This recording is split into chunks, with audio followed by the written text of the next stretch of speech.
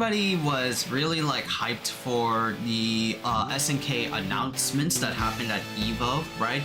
Naj got like a release day. She is very fun. We also got our next DLC character for Season 3, Dual Long, right? I sure wish it was Shenwu, man. You know, like, I don't mind like this bitch doing like, you know, all that shit, and he does like shadow magic. It was a cool, nice addition for Dual Long, but I still want Shenwu. A big like brawler dude from like 13, like, Doria, you know? Then there was like Sam Show like rollback like update. I think they announced that they're gonna do like a rollback what was it, a beta test again in September. Either beta test or like the actual rollback. I'm not sure, I'll have to like check on that. And also the very wild announcement, which was more info on Fatal Fury City of the Wolves, the sequel to the Fatal Fury and the Garo game, right?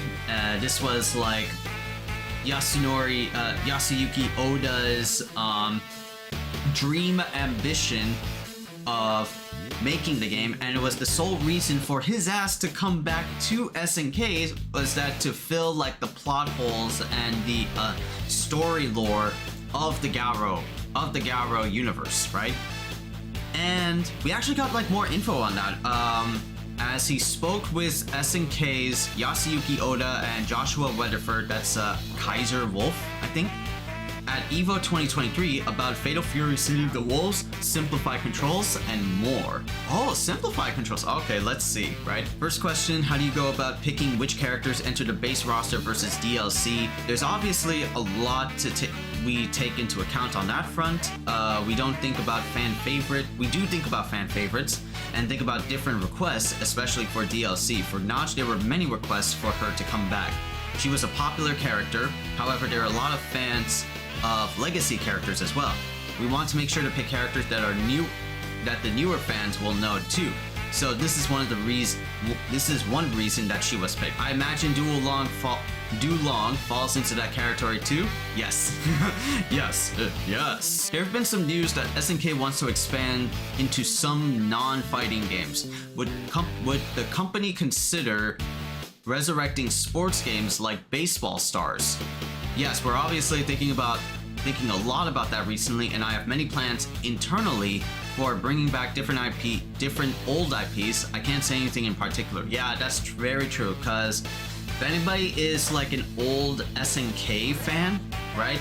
They're not just like the second like best fighting game developer out there. They also did a lot of obscure genre video games back in the day, back in the arcade era, right? We're like an SNK realm, but you know, KOF 15 has very peculiar characters, right? The Ikari Warriors, right? Ralph, Clark, Hyder, Leona. There are actually references to an old SNK game called, as you know, the name implies, Ikari Warriors, right? And they were, I forgot what like the game was, but it's definitely one of those like old IPs that was not fighting game related. Then there was another one called Psycho Soldier, and that had Athena, you know, the pop, you know, J-pop star that always appears in every KOF there is, from the Psycho Soldier games, and they were pretty much like a shmup game series, right? You know, if Crack Rock Steady or James is watching or listening, oh man, that's an old classic shmup title that I could definitely like fill into his ears, right? But yeah, they did a lot of games back in the day, and not just like, you know, not just like fighting games, right? They did Metal Slug, right? The infamous, you know, side-scroller, like Contra-esque, like shooter. They also did Baseball Stars, right? Which is a very hard and intense game, right?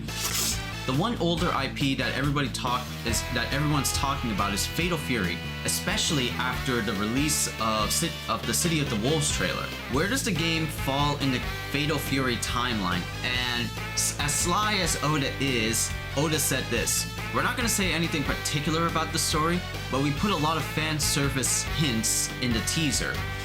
when you think of the Fatal Fury series, there's a lot of spin-off titles. There are 6 in the past that were kind of canon story titles. So this is going to be the 7th release. So there's actually 7 claws. There are actually 7 claw marks in the logo. If you look closely, that's a hint. That's all we can say. Yeah, that makes sense, right? Because, you know, there was Fatal Fury 2, Real Bout 2, Fatal Fury Special, and Garou, which is, you know, years after the events of the first Fatal Fury, right? So that makes sense. There are technically 6. I didn't know there were 6. I just know there was like Fatal Fury and Real Bout and Garou. That's it. And Garou is like the one everybody fondly remembers because of aged out Terry with the bomber jacket on, and of course, you know, Rock Howard, the bastard son of Geese Howard. So everybody remembers that fondly. But it's crazy to think that this is the 7th fucking title, right? Of course, I thought this would be like a sequel to Garou, right? Because it has like aged up characters, right? That's pretty sick. I was struck by the new art style because it looked as though it was influenced by comic books. Was that the intent? Yeah, definitely. Before like reading like the answer, I could definitely like see that, you know, the Garou like new title was definitely on some like good fucking shit, right? Like characters look hella upgraded from their KOF 14 counterparts. Like they look like they're slightly better than that previous game. And it definitely fucking shows, right? Anims look sick, Terry and Rock look freaking badass, right? I thought it would be like, you know, an anime like manga style more than anything. It's definitely an American comic style. That's the approach that we're taking. So that's intentional. Oda, actually brought that up for KOF 15 as an idea because he's a big Marvel fan. Wow, damn, Oda knows what's up, wow. It was mostly a decision by the art supervisor, and it was one of the things that he came up with to use with the shaders and such. Wow. So that makes sense why kind of like KOF 15 really like looked like that, is because, you know, it has such like a popping like style and all the like the textures and accoutrements and shit like that. Is, you know, Oda's like a big like Marvel fan, and only like especially for like the older titles, right? Yeah, because like if anybody reads like Jim Lee X-Men or Jim Lee inspired X-Men, it's like, yo, that art looks sick and the storylines for there look fucking sick. But that was like the intent for an American comic style. That's really sick. I kind of dig that, right? Characters look hella like manga inspired. They look nothing like, you know, American style. Yeah, but you can definitely tell like some like shading styles. It kind of feels like, you know, the art style for Garou feels like, you know, Marvel vs. Capcom 3 and KOF 15 had like a baby, and it was Garou, right? But yeah, like flashing effects look sick, like the way like the light and dark like contrast when characters like do moves, it's definitely looks sick, right? Look at my boy Terry. Look at how like the dark and the light, you know, contractually, you know, blends well, right? Look at the like the lines over here, you know? But it definitely looks sick, right? Does the City of the Wolves have a release window that you can speak upon? We can't say the actual release date, but we will be doing a lot more promotion starting next year. Well, we're planning live events with playable sessions. Ooh. We're planning live events with playable sessions. Okay, so we're gonna get like, you know, booth presentations like, you know, with Project L or Mortal Kombat or shit like that. I'll be down. I mean, I can't like go, but I'll be down. I definitely want to see like how the game plays more than anything, you know? And a lot more promotions starting next year. Can't say anything this year, but next year, right? The game looks, you know, kind of like finished, you know? They've been in like development for like since like last year, right? And goddamn, look at the progress that they have made. They did like posters, concept art, right? Well, only like the 2 concept art, which was like the first one was in Evo of last year, Evo, and the Evo Japan of like, I think like a few months ago. What was the inspiration for bringing Fatal Fury back, considering the many brands within the SNK catalog? When we were making the Neo Geo, the Fatal Fury series was one of the releases that pushed hardware forward and helped sell a lot of units. It was one of the more successful series, so it's a very iconic IP for SNK, and the story hasn't been concluded. So we want to make sure that there's a finale, basically. Yup, and that answer basically like stems from, you know, the demand that Oda really wanted from like SNK is that I'll come back and do KOF 15 if I can do the finale to the Garo series. Then who knows what can be said like after, you know? But yeah, like Fatal Fury was technically kind of like the one that started it all. You know, it was not KOF, right? It was the Art of Fighting and the Fatal Fury series. I don't know if like Samurai Showdown was in there, but it definitely like looks old, right? But still, right? I'm glad to see that like, you know, Oda is like coming back and doing like an IP just kind of like resurrection from like the ground up, you know? There's an interesting shift to more simplified control schemes. Do you see that as a potential option for KOF 15, City of the Wolves, and any other upcoming SNK fighting game? We do have plans for doing that kind of system in our future games, and we have our own rush combo system in KOF 15 as well. It allows a certain bit of simplified controls for users, so that's one thing that we can definitely always trying to improve, right? Because, you know, SNK has always been known for like their crazy ass motions, right? The pretzel inputs, the fireball forward, and then stop halfway in the fireball forward. Like if anybody remembers old school Haomaru special notation shit where he does like the big like chop. It was fucking complex as shit, right?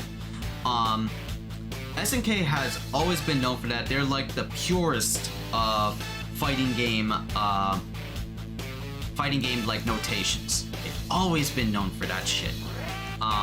So for them to like trying to tackle, you know, simplified controls, that's great, that's wonderful, right? It's taking the approach of Street Fighter 6 with classical and modern controls, like give more accessibility for players and especially like newcomers who are interested in KOF 15 to try out SNK's like titles, right? Because KOF 15 is great, right?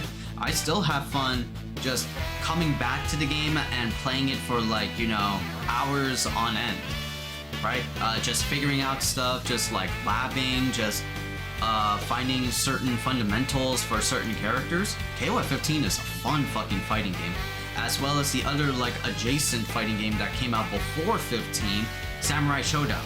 Samurai Showdown is a fun fucking game with a lot of input precision, but it's very slow, but it rewards you for, you know, being patient with your meals, right? Even though like I hated the online for Samurai Showdown, but it was a lot of fun just doing moves and getting them out, right? The only problem with Samurai Showdown is that if you're not good with your like motions, then you are definitely like fucking up. A lot of like the struggles that I dealt with Samsho is the fucking ultra input notation.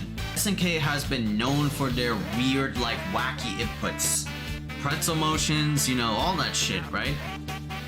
They were one of the first forebearers of just, you know, very precise inputs that were so hard to do unless you're a fighting game fan, have been like drenched in the waters of that shit, right? But the only problem is that if you give it to like a casual person on how to do like a pretzel motion, they're not gonna do that shit. They ain't gonna do like a pretzel motion on the first try. On the first try? Hell no, because they're gonna be mashing buttons, right? And we have accessibility features in KOF 15 with the auto combo system, right? But it's not as accessibly inclusive like how you have with Street Fighter 6 with modern controls, right? Now we see like modern controls, you know, taking Pro Tour spots, right? I saw like in recent like event hubs that a lot of pro players are ditching classical controls for modern controls, right? And I'm like, damn, that's great. That's how powerful modern controls are. I mean, granted, it's modern controls, right? But still, right? That's like a big fucking like bump, man. Capcom really did well with like the accessibility feature. So I want to see SNK like come up with some like accessibility feature that will draw like fans in, but also, you know, keep old fans content.